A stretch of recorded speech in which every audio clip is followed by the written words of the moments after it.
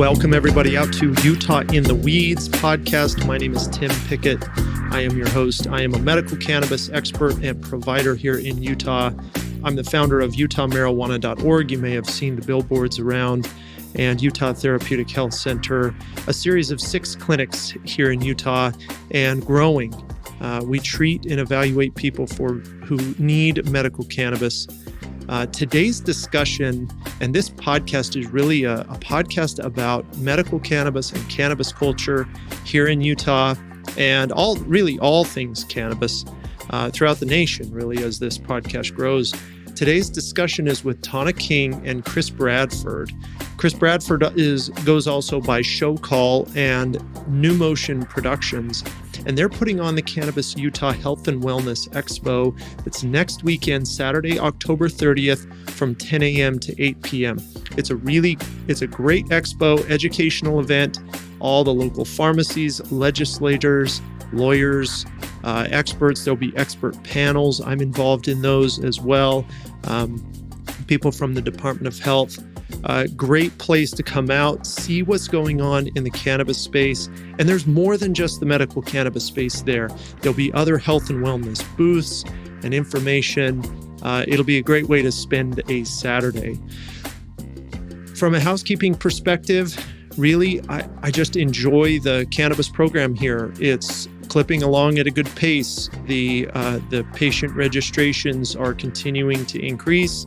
We're getting people involved in the program and really just taking care of people who need to use medical marijuana or medical cannabis here in Utah. So enjoy this conversation with Tana and Chris. If you want to get a hold of me or want to come on the podcast, be sure to go to YouTube. The channel is Discover Marijuana.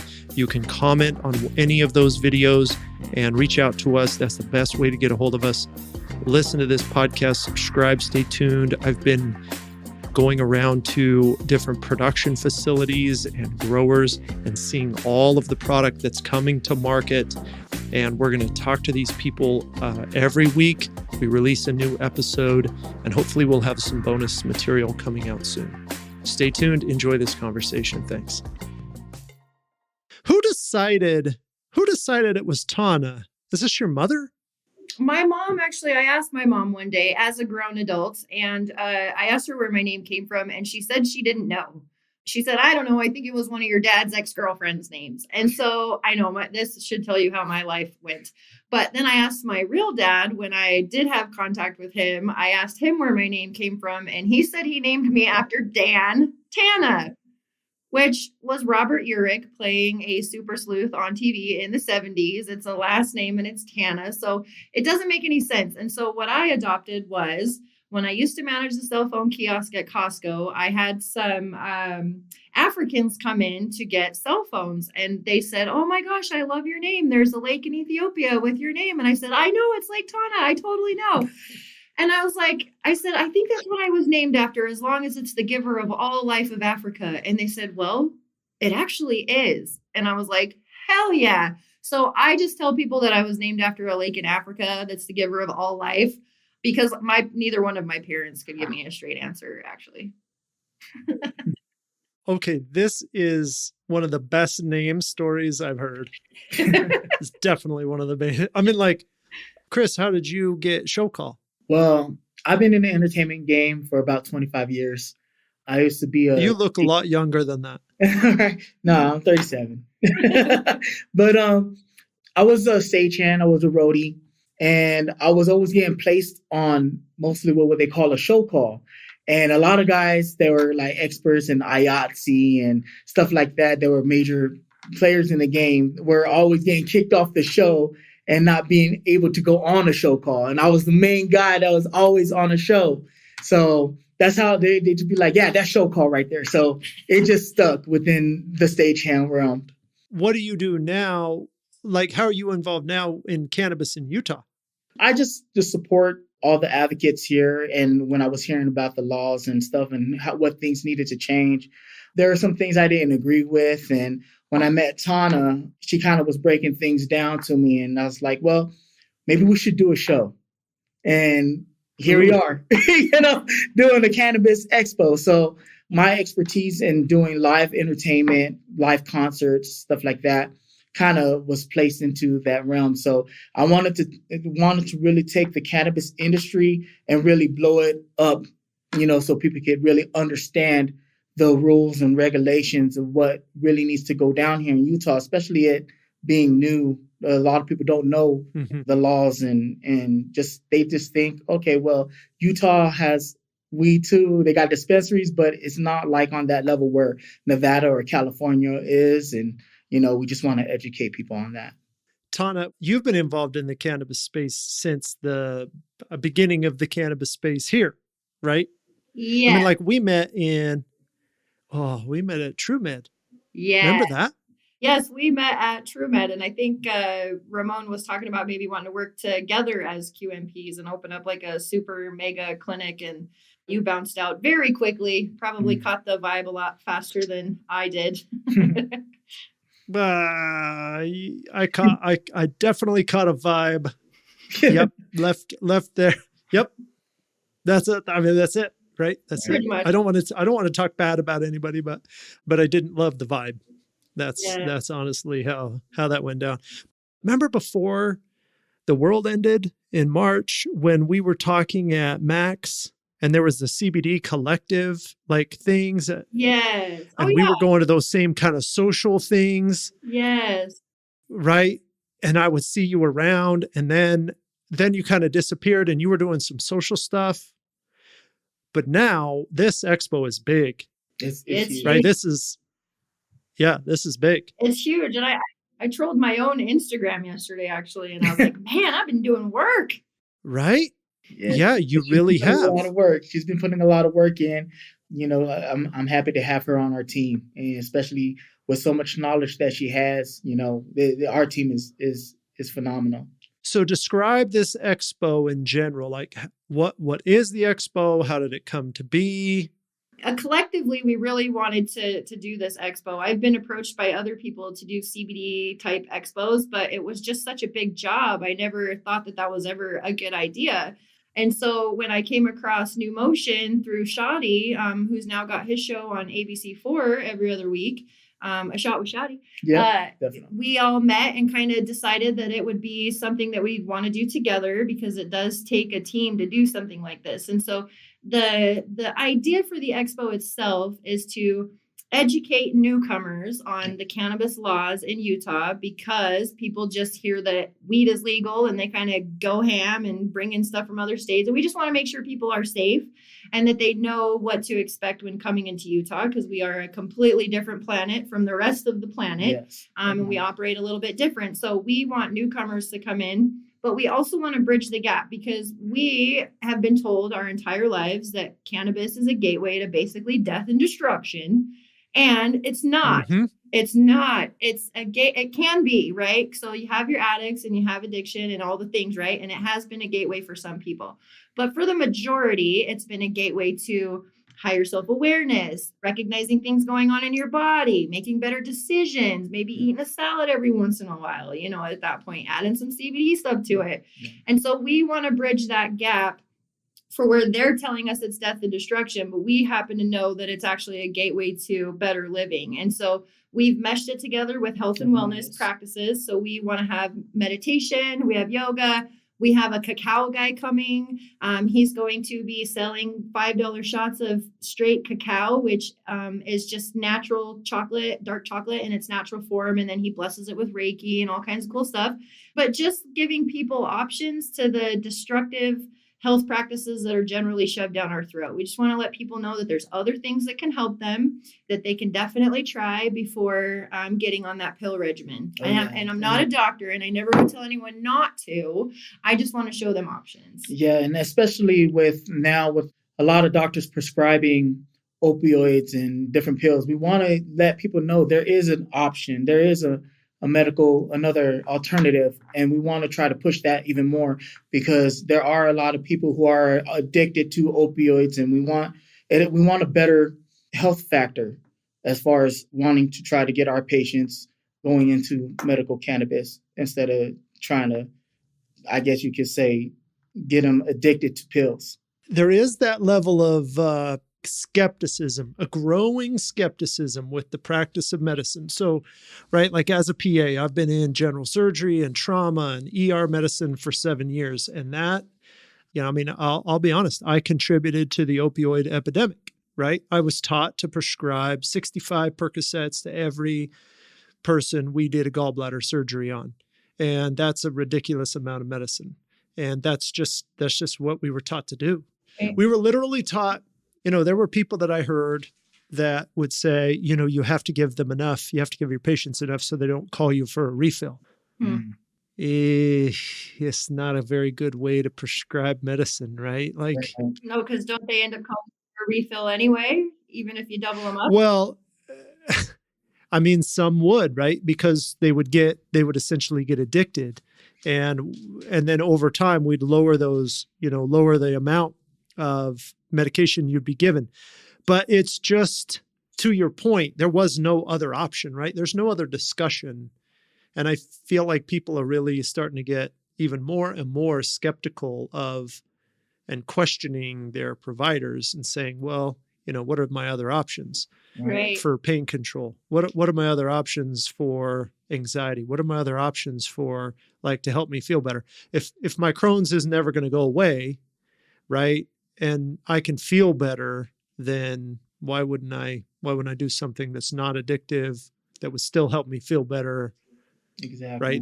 Right. So I commend the Expo is a big way to do that, right? Because we only talk to one patient at a time. Correct. Right. So when is the Expo? October 30th. Can I dress up? If you want to, come as a marijuana leaf. Dress up for Halloween. In fact, we encourage it. We're definitely not going to be doing any Halloween decorations. And the Salt Palace is pretty strict on what type of outside food we can have, and that includes candy. Yes. But we do encourage people to come in their costume. We know that we have it closing off in enough time for them to go to their October 30th shenanigans that night, because that's probably when Halloween's going to be celebrated. Yeah. What time is the Expo? So it's at the Salt Palace. It's on October 30th. What time of day is it going to be? It's going to be pretty much all day thing. It's going to be from 10 to 8. We have a lot of things going on, a lot of education. We have a free educational seminar with a lot of speakers coming in.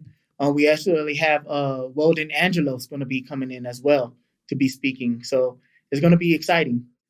Definitely. Yeah, Weldon Angelos. So if anybody doesn't know this guy, I interviewed him on this podcast. Me and Chris did, and he's got a fascinating story. Right. Right. The guy went to federal prison for like $900 worth of weed, and he was caught in Utah.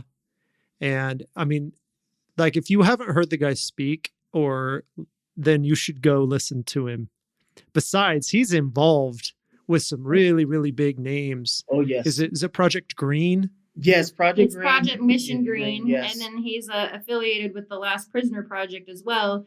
And then he also has his own CBD product that he sells, that the proceeds actually go to indigent cannabis offenders for their commissary. Yes. So I encourage everybody to look up Weldon's brand and buy his CBD, because it's made well and the profits go towards a great cause. Yeah, and I believe Weldon just recently just sent a letter to President Biden to pardon a Utah prisoner right now for actually cannabis. So pardon crimes. Everybody. So it's a big movement. He had a lot of celebrities sign on it.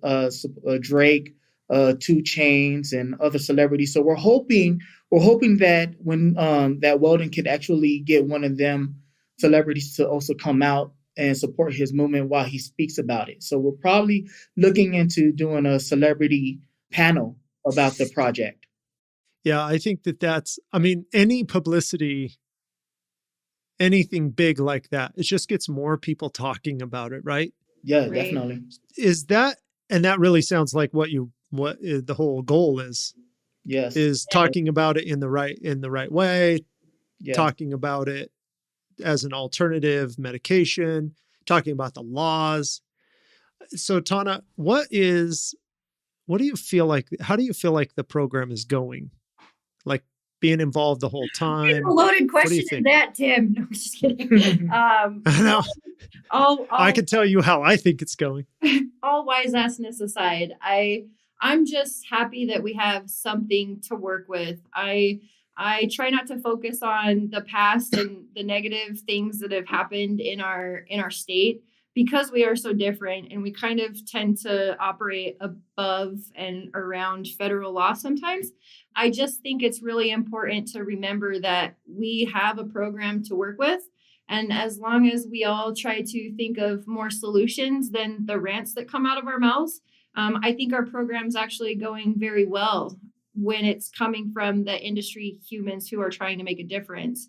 If you look at the negative side of things and you watch the patient and the advocate ranting, I mean, if I were an outsider, I would think the program's actually gone to shit, but it really hasn't. It's an amazing thing to have it here in Utah. The fact that we even have it and we were 33rd to get it is amazing to me. And so I just feel like we need to take what we have and work with it. And if it takes baby steps to make it better, then it takes baby steps to make it better. But I think it's going well. Do you feel like what changes would you want to see next? Well, what I want to see and what I know can happen are two different things. But if we're talking about what I would like to see, I would really like the opportunity to grow my own medicine. It's really hard and it's really stressful to either come across a strain on the street and lose out on being able to get it over and over again. If it really works well for you, then you kind of have to start all over again, right? And then even with the pharmacies, if they're providing a strain, but then maybe it's not the best quality sometimes, or it sells out really fast, or say they pull it, then you kind of start from scratch again. So I think that people should have the opportunity to grow at home. And I think programs can be put into place to educate people so that they're not farming their own hemp or marijuana in soil, Agent Orange infested soil, because people need to learn that it's a remediation plan. And I can't remember what the scientific term is. You probably know it because you talk with Blake a lot, but it literally pulls all the toxins out of the ground. And people really need to know stuff like that so that they're not consuming Agent Orange and things like that. But I think that people are smart enough to figure it out. And I think that they should have the ability to be able to do that. And honestly, I just think it should be legalized across the board so that we stop arguing about different cannabinoids and which ones are good and which ones are bad. And it just kind of seems to cause a lot of infighting. Maybe we could just legalize it across the board. Right. I mean, oh my God, this talk about growing your own, and I grow my own tomatoes, and I'm like, yeah, I'm good at it. I grow my own tomatoes. I like them. I still buy tomatoes at the store, and I still buy ketchup at the store. But once in a while, I like a homegrown garden fresh tomato that I grow myself, that I cut, that I put salt and pepper on, and I toast the bread and I eat the sandwich. Yeah. Right. And I feel like that's the same. I totally get that with cannabis, right? I don't want to grow a farm, right? I just want to try it. Right. I just want and I feel like I should be able to. Right. I just want a couple. I want to try it. I want to consume my own. Can you imagine consuming a medication or consuming weed you grew? Right. Yes. Would be awesome. And perfecting it, making it better and doing all the gene splicing and stuff and just super awesome for yourself. That's and making not live resin, but live rosin out of it, take it from the ground and hurry up and press it and make yourself some concentrate oil, or just be able to give it to that cancer patient that can't afford any of this stuff, and just be able to gift it to them as long as it's safe. And I know there's a lot of regulation that needs to go in the middle of that to keep people safe, but I think it should be an option on the table. And not in massive quantities or anything. Maybe just give us 2 plants each. We can harvest 4 pounds of flower for $50. Just let us do it, because everyone's not going to do it. So the pharmacies will still be sustained with everyone who doesn't want to grow their own. And then it just gives the option to those of us that want to be able to grow our own and edify the program in other ways, not just with money. Yep. If anybody wants to go back and listen to the episode we did with Robert Waters, he makes the best argument for growing your own, that I think. And it's not because you don't want to support the economy of cannabis in Utah, because we need fuel for the fire, right? Like all programs need to have an economy. The growers need to make money so that they can grow medicinal products. They need to be able to process for the vape carts and the gummies. Like all of those people need to make money, or else this does not work. Right. Exactly. Providers need to yes, providers probably need to make money to take care of patients and pay the staff and that sort of thing and educate. And yet that's not the whole story. There's still, in fact, there was a thing that came out recently about the market in Utah, and really the majority of patients who are in Utah make over $75,000 a year. That's a lot. That leaves a lot of people out. That's not social responsibility, right? That really, we gotta figure that out. Okay. Back to like real world, like what we can do now. That's what we want. So what do you think can happen? That's such a loaded question. Change. I think that we can improve what is offered in the pharmacies. I think that we can stop griping as a community a little bit and give them a chance to build their foundations. I think a lot of people don't realize what it takes to start an operation like what they have. And the fact that Utah has created like an interstate commerce only. So like it has to be grown, made, produced, and sold in Utah.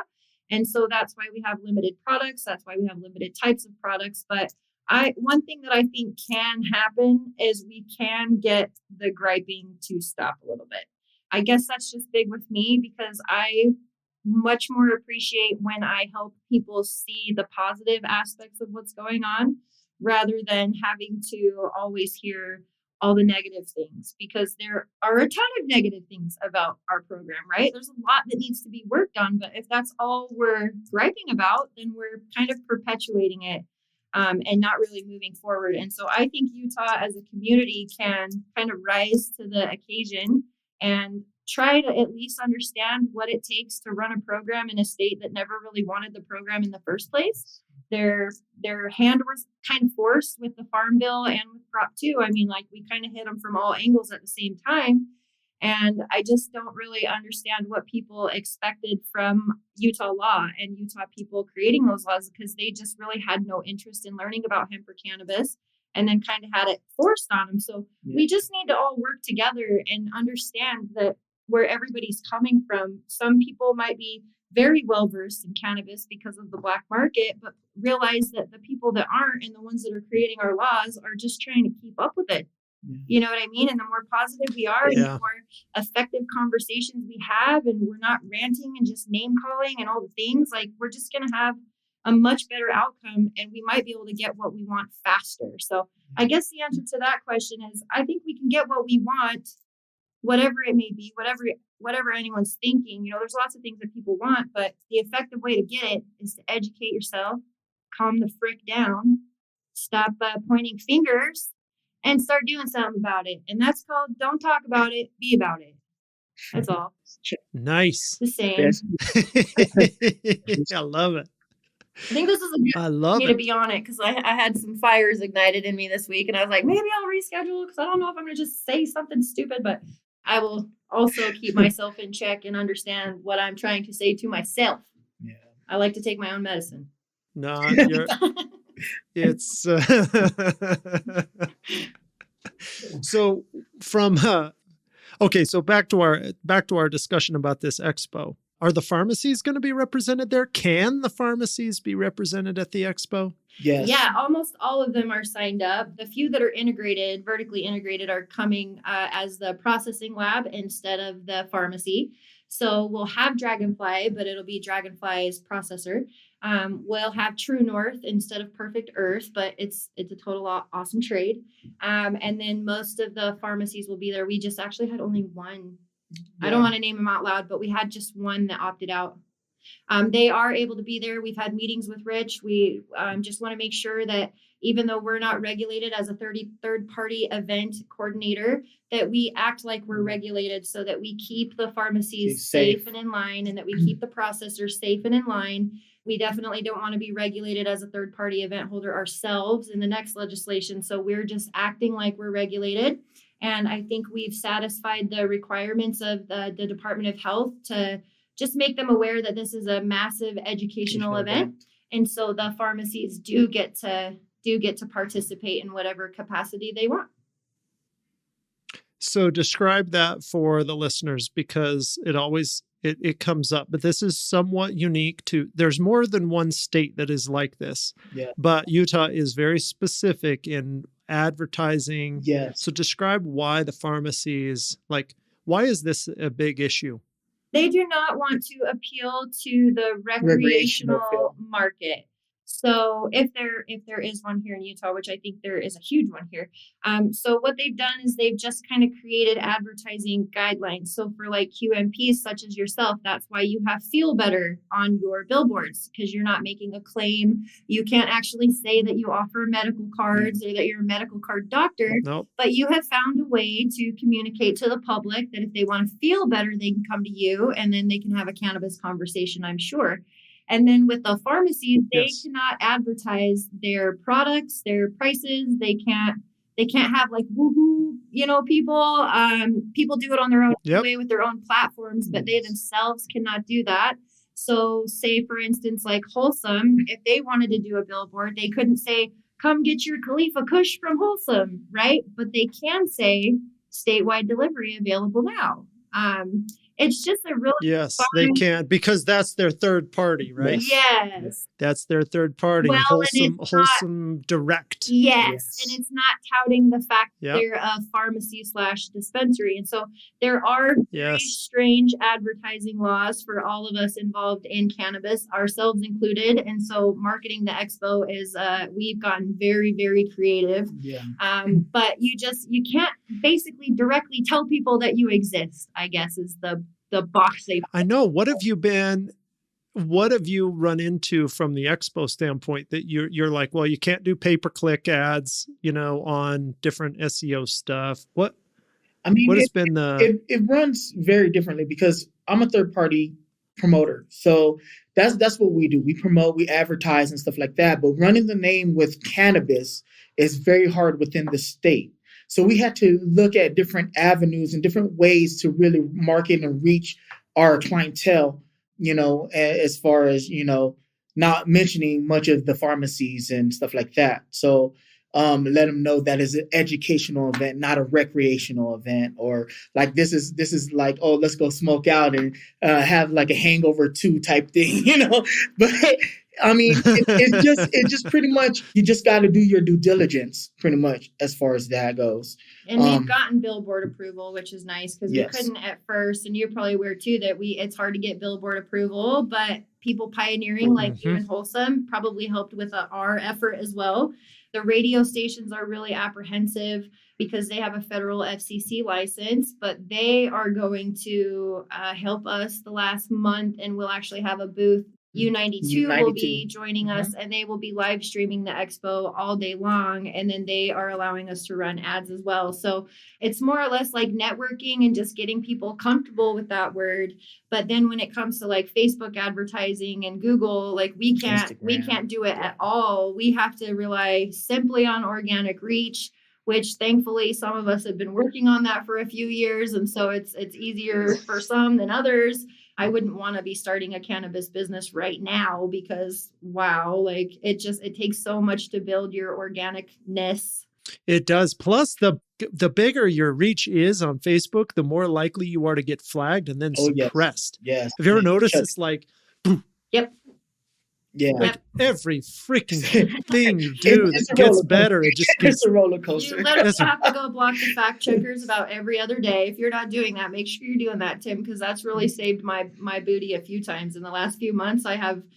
I hate saying things out loud because the universe likes to show me lessons. But after blocking fact checkers, I've had a much easier time. But yeah, it scares me because the Facebook group is growing bigger and my following on my personal profile is getting bigger and my Instagram is getting bigger. And it can only get so big before people start noticing on the other side. Right. So I'm just trying to slow go it. I mean, it's like Facebook. If you want me to pay for my reach, I will, but you won't let me. I can't run ads. I can't do anything. So it's Did you guys see though, Marijuana Policy Project has a paid ad in Facebook? Yes. I saw Marijuana MPP has a paid deal. It's just being weird. Like they can also advertise the sale of a dispensary. And so I don't know where they're coming with what's okay and what's not.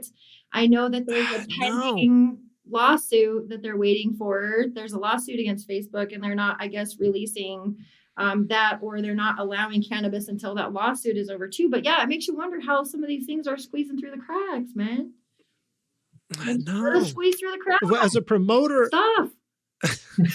as a promoter, Showcall, do you have you just come in and you're like, yeah, this is old hat, man. I mean, I've been doing this for a while. You know, Tim, to tell you the truth, I mean, I've done many shows. You know, I've been in it for a long time.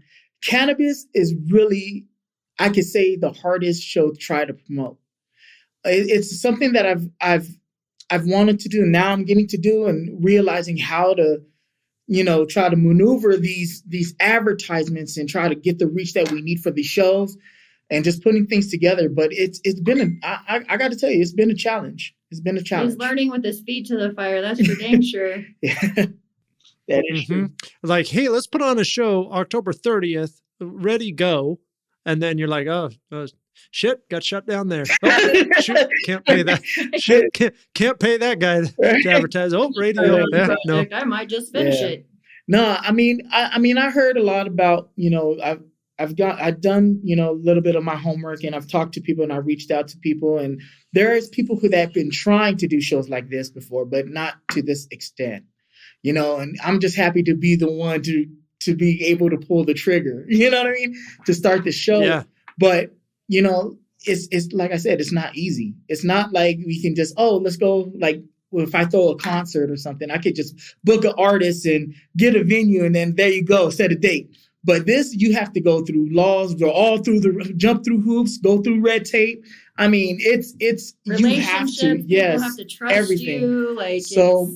I mean, it's like I said, it's a challenge. It's a challenge. And if anybody who plans on doing this after us or try to do it after us, I mean, have fun. Good luck, because it really is a challenge. And you know, you got to really know the people and get to know the industry and know what you can and cannot do. You get your pros and cons out of the way. So definitely.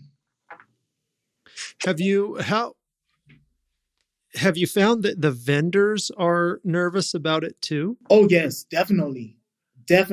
Especially the fitness, the wellness and fitness people, especially mention the word cannabis, is like, oh well, that doesn't really come with health and wellness, really, but it does.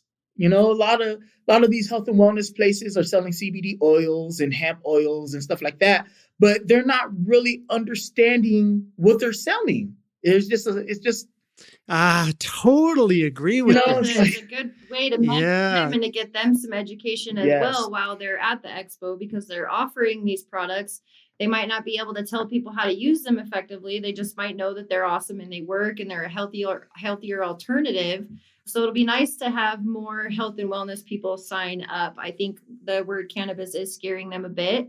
Our cannabis vendors are good to go, man. They're so freaking excited. It's not even funny. Like, I love hearing people are planning on doing, and who's like, I try to figure out who's going to steal the show based off of what they're telling us that they're doing. Like, we have like glass blowing coming. Like, it's just going to be insane. Like, and you know, Hemp Lucid's going to come through with a gazillion samples of everything. Like, and they're just so much fun to be around. And we've really tried to kind of not click it up and separate people, but put people in little chunks of where everything's going to be the most effective. So like, we're going to have Moonlight Garden Supply next to the biofertilizer lady and next to the Looking Glass. And then we're going to have, and the farmers. So we're going to have Newt Carter right across from him. And then we're going to have, I forgot his name, but it's fine. That makes me feel bad though, because he's anyway, I'm just having a brain aneurysm. So like having a little farmer and grower section, and then we'll have Dragonfly, and since they have the Last Prisoner project inside of Dragonfly and they've been doing work with them, like we're going to try to have like the legal section right there where we'll have Weldon and Amy Fowler and Katie, I think was her name. Oh, it was Katie the lawyer. Sarah. We'll have JD, he'll be at the Wholesome booth, but JD is also going to be on our legal panel, and he's going to be speaking at the same time at the panel with Weldon. And so just trying to place everybody in spots where like it's chunked up and it's grouped up so that people are laughing and having fun and just collaborating with each other. And the people that are just visiting our expo will see that we get along, that we are community, that there's not a whole lot of infighting like you see on Face Crook and all the things. Like we want to show them a different perspective than what social media shows them. And sometimes I even dive into it, but that's okay because I'm a human, and I will lash out too because I am a normal human being. And sometimes I get stuff as well. Like you can't talk crap about the hemp industry and not have me fire back. You know what I mean? Stuff like that. But generally, I remain positive. Yeah. I remain love and light, and I remain forward moving. Like how can we fix this? How can we make it better? Like I don't allow people to post in my group like a gripe without a solution. I don't know how many gripes I decline because we just don't need ranting. You know what I mean? So we want to show that face to the people coming in so that they're not scared of cannabis anymore or the people around it. Yeah, and just pretty much just networking, having a B2C or a B2B, just pretty much just let people, the Utah know, the community know that the cannabis industry is a community, and they are networking together to educate everybody else on their industry that a lot of people don't know. I came here about a year ago from Vegas, so I'm coming in from like a recreational. You got Planet 13, man, Planet 13, and Reef and all that, and you can smoke recreationally. I come to Utah and notice that it's just like when Vegas started, it was just all medical, and we were kind of thinking, is this going to be recreational one day? Who knows? Utah might be recreational one day, but it's going to have to take little baby steps in order to get that there, and have people educated on the industry. So that's pretty much what we're trying to do. And to your guys' point with the cannabis industry, what it sounds like you really want to do is expand the definition of the cannabis industry, because if you've got health and wellness stores that are selling CBD products, then they should know that they're really part of that movement, right? They're part of the cannabis movement. And bringing them into that discussion of, hey, THC, Delta 8, Delta 9, plus the CBD and all those cannabinoids, like this is all one plan, right? You can't sell CBD and a full spectrum cannabinoid product and say that you're not part of this movement. Correct.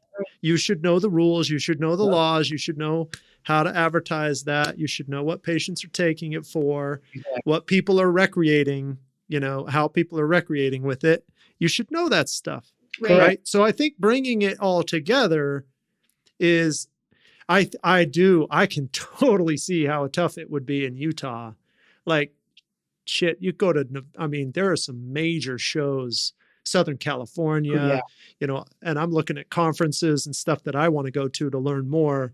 And, these things have got to be much easier to put together in Vegas, right? Huge shows. And especially, Vegas is one of those entertainment capital of the world. It's like when you're doing a show in Vegas, it's the big show.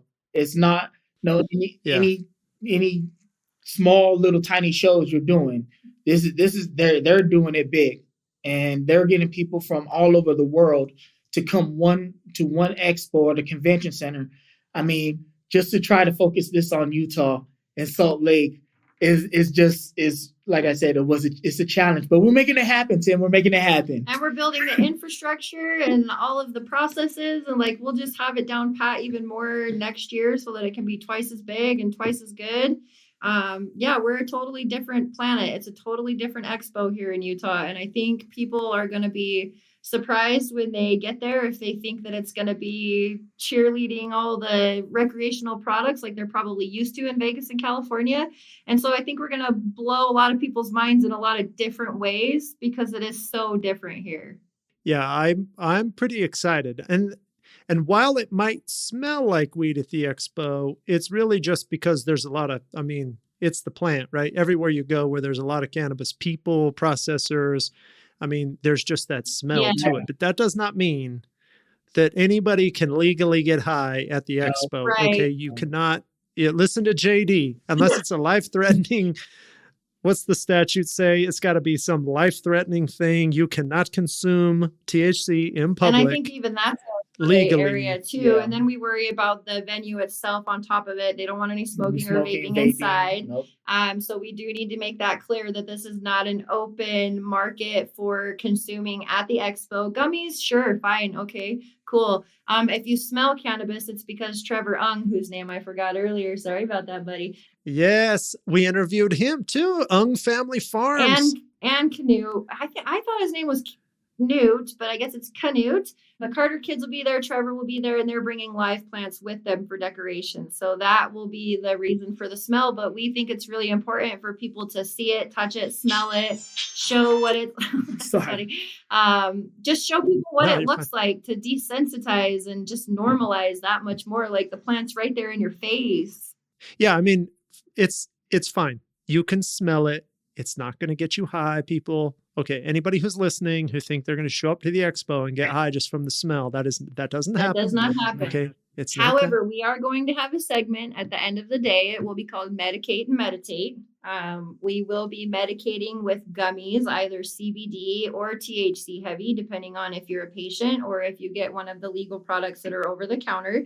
We may offer them. I haven't really decided if we want to take on the liability of offering it ourselves, but we will have a really cool group of people. It's Kunamina Collective and then Bernal and Trevor from our Monday meditations. They'll be leading us through a meditation after we medicate and just kind of show what it's like to use cannabis in a medicinal form to go within and kind of check some things out about yourself that maybe you didn't know were there. And I'm really looking forward to that. And that's going to be from like 7 to 8, maybe the last hour, maybe even the last 2 hours. But so you will have a chance to medicate, but we're going to guide you through a meditation that you got to stick around for, which if I have to twist anybody's arm for that, oh darn, you know what I mean? Like, stick around and have some fun, darn it. So that should be cool. And that's basically the medicating. And we understand that patients are going to have to medicate during the show. So they'll have wristbands and we'll allow reentry so that they can go to their car or go out front if they need to vape. Anyway, yeah, we just, we want to make that clear that there's none of that there, even though we have Crazy Bone and all that, like we're not going to be passing the blunt around or anything like that. Like we want this to impress people. We don't want to scare people away. We want to be able to help everybody. And so we just want to give that vibe that we're there to educate, communicate, congregate. Yep. Total inclusion. That's what you need. Yes. Bring all walks of life together, bring all these businesses together, just bring everybody together. Yes. I don't think there's ever been I can't think of another event that would have that possibility, right? To bring in all these walks of life together. The black market, the legal market, the health and wellness, the patients, like it really could be this conglomerate. Okay, you got me so excited about this. Well, good. You're going to be there. Yeah. Okay, so we will be there. Yes, Utah Marijuana will be there. We're everywhere. It's fine. We love to be everywhere. I'm pretty sure you guys are doing. I want to be involved. You should give yourself a plug because I think you're the only one. I know 420 Card Clinic will be there as well, but I think you're the only one that plans on doing actual clinic at the location itself. So make sure to give yourself. Yes. If you want information about, here's the plug. If you want information about what it takes to be a card holder in Utah for medical cannabis, then come by our booth, utahmarijuana.org. And you can talk to our team who will be there the whole time. And I will have a QMP on site the whole time. And we will have a private area where there will be consultations. You know, we're going to make sure that that's okay. and we're going to abide by all the privacy things and do some evaluations there. There won't be tons, I'm sure, but there will be, Well, that was the if only thing I somebody was was worried like, about was the absolutely. HIPAA and the privacy, like who's going to come get their med card at an expo. But at the same time, if they decide to come get their med card at an expo, I'm pretty sure they're going to, they know they're going to out themselves. Like they're probably not going to have a privacy issue anyway, So come back. No, and I do have, I'm looking at it right now. I'm looking at our privacy booth right now, which will cover the area. It'll be nice and private. We'll turn up the music. Don't worry. Yeah. Oh, yeah. So nobody else can hear our conversation. For somebody to get their med card and then walk out of there and be like, woo! Right in the middle of the huge crowd. Woohoo! I'm free. And then you can go down to one of the, you can go down to a pharmacist. You can talk to them about all the products that are available. It's full service. Come on, it's full service. Are planning on bringing a pharmacist. That's part of their booth thing. Yeah, they're going to bring one so that people can talk to them and get to know them, because it's good we have pharmacists. You have somebody, your first line of defense, that you can literally, if you have no idea what to get, how to get it, where to use it, what hole to put it in. I'm just kidding. We have pharmacists in our pharmacies, unlike any other state where you just normally go into a dispensary and you just kind of look at all the product, all the shiny stuff on the wall, and you kind of choose something. But here we have dedicated people that will literally sit down with you for however long you want to talk and tell you all of the previous people that have talked to them, all of their experiences, obviously without disclosing names and whatnot, but just can really help guide you in a super good direction, faster than what you could get if you were to just go to Vegas and buy something because you heard weed is good for stuff, Yeah. Well, I'm super excited about you guys' expo. Like I said, I think this is going to be awesome. We're happy to help and promote the crap out of it and help you guys out. Thank you.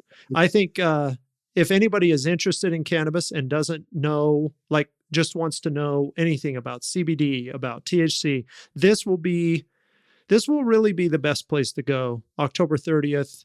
And there'll be plenty of people there, so you're kind of anonymous. You can walk around, you can ask your questions, you can search it out, talk to real people in the real industry and learn about it and learn about what's happening in Utah. Yes. Right? Yes, definitely. And we just want to give a huge shout out to everybody that has supported us, especially in the beginning, because you really don't have a brand new event without some type of support behind you in the beginning that makes you feel like moving forward is a good idea, right? So like Dragonfly, always involved in the community. We cannot thank them enough for their support and just all of the suggestions. Wholesome Co, same thing. Julian over there, is so amazing. And they're so lucky to have him and Shar. Factory 6 was on board pretty quick. Hemp Lucid, always, they just, I don't know if it's my back they always have or if it's Utah's back they always have. It's probably Utah's back they always have, but they're always willing to be involved in community stuff, even though they're a nationwide company, and they don't honestly need to even be there because they make enough money nationwide, but that's not what they're about. They're about community, and they're really about helping people and making really good medicine, like their Delta 8 products, that anybody can battle me on. Anyway, so we just really, really appreciate Robert over at Empire, Elite Smoke and Vape. These guys just hopped on board really, really fast. You guys hopped on pretty fast. Yes. And it really helps us in our mentality, because moving forward is really hard when no one is supporting you. And that's not what we've experienced. Yeah. We've experienced the opposite, and just a lot of people are excited and willing to move forward with us. And so we just want to thank them and tell them that they're awesome. Absolutely. Okay, so Utah Cannabis Expo, October 30th, 10 a.m. to 8 p.m., Salt Palace. Do you guys have a website? How do people connect with you? They can go to newmotionproductions.com. That's NUMOTION, not NE. Okay, because a lot of people say, oh, New Motion is they start using NE, but it's NUMOTION, productions.com. Yep. Or they can search it on Facebook. Don't use the word cannabis, obviously. If you haven't learned that yet, it'll block your search if you try to search that word. So just look up Utah Health and Wellness Expo. And if we've done a good enough job, the Cannabis Utah Health and Wellness Expo will pop up. Yep. You're more than welcome to join the group, Utah Cannabis United. Follow us both on Instagram. So we're super easy to find. We got billboards out, but those are the easiest ways to do it. Or search on Eventbrite. Yeah, Eventbrite or Google. You can Google us too. Google will pop us up too. So if we're doing a good enough job, it'll be there. Well, and if you want to subscribe to this podcast, utahmarijuana.org/podcast. All of our podcasts, including this one, is transcribed there. You can listen on any podcast app that you want to listen on and subscribe. All of our episodes are released at 4:20 in the morning every Friday morning, which is kind of fun. And Tana King, Chris Bradford, Showcall, I really appreciate you guys taking the time Thank you. to talk to me today. Thanks for having us. I appreciate you. All right, everybody, stay safe out there.